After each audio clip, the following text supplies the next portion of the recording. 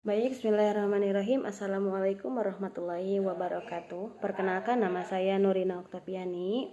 NIM saya 08676588. Saya dari Prodi Bahasa dan Sastra Indonesia.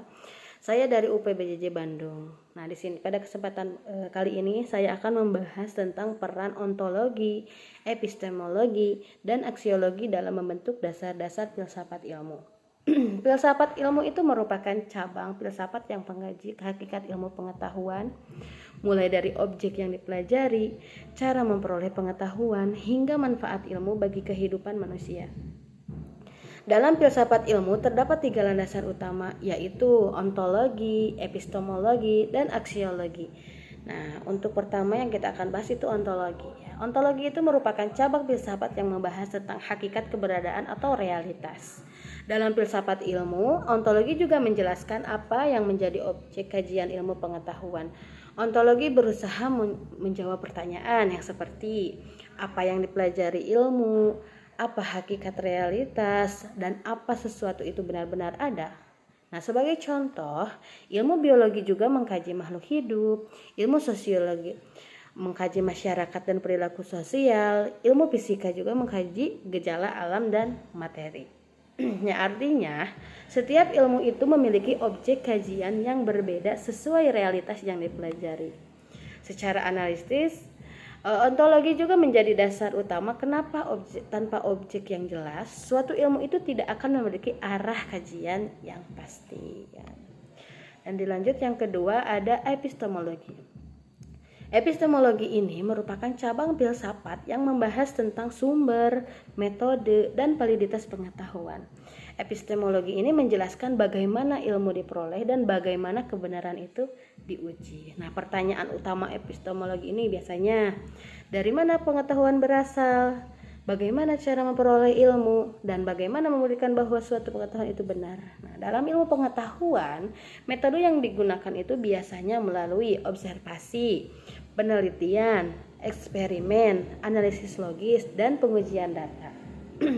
Sebagai contoh, seorang ilmuwan melakukan penelitian, mengumpulkan data, lalu menguji hipotesis sebelum menarik kesimpulannya. Hal ini juga menunjukkan bahwa ilmu tidak muncul dari dugaan semata, tetapi diperoleh melalui metode ilmiah yang sistematis dan dapat diuji. Secara kritis, epistemologi ini berperan menjaga agar ilmu itu tetap objektif, rasional, dan dapat dipertanggungjawabkan. Dan yang ketiga ada aksiologi. Nah, aksiologi ini merupakan cabang filsafat yang membahas tentang nilai, etika, dan tujuan penggunaan ilmu pengetahuan. Aksiologi ini menjawab pertanyaan seperti untuk apa ilmu digunakan, apa manfaat ilmu bagi manusia, dan bagaimana etika dalam penggunaan ilmu. Perkembangan teknologi ini saat ini merupakan contoh nyata pentingnya bagi aksiologi. Teknologi dapat membantu pendidikan, kesehatan, dan komunikasi. Namun, teknologi juga dapat disalahgunakan untuk penyebaran hoax, kejahatan digital, atau kerusakan lingkungan jika tidak disertai dengan nilai moral. Jadi karena itu, aksiologi itu menekankan bahwa ilmu pengetahuan harus digunakan secara bijak dan bertanggung jawab demi kesejahteraan manusia. Yang keempat, keterkaitan ontologi, epistemologi, dan aksiologi. Nah, ketiga aspek tersebut saling berkaitan dan menjadi fondasi utama filsafat ilmu. Ontologi menentukan apa yang dikaji, epistemologi menentukan bagaimana cara memperoleh ilmu, dan aksiologi menentukan untuk apa ilmu itu digunakan.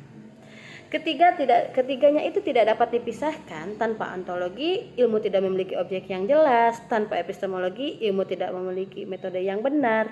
Dan tanpa aksiologi juga, ilmu bisa kehilangan nilai moral dan disalahgunakan. Oleh karena itu, filsafat ilmu hadir untuk memastikan bahwa ilmu pengetahuan berkembang secara logis, secara sistematis, dan bermanfaat bagi kehidupan manusia. Jadi kesimpulannya itu, ontologi, epistemologi, dan aksiologi itu merupakan 3 dasar utama dalam filsafat ilmu yang saling melengkapi. Ya, jadi ontologi membahas hakikat objek ilmu, epistemologi membahas cara memperoleh ilmu, dan aksiologi membahas nilai serta tujuan penggunaan ilmu. Dengan memahami ketiganya, kita tidak hanya memahami ilmu sebagai pengetahuan, tapi juga memahami bagaimana ilmu digunakan secara bertanggung jawab dalam kehidupan.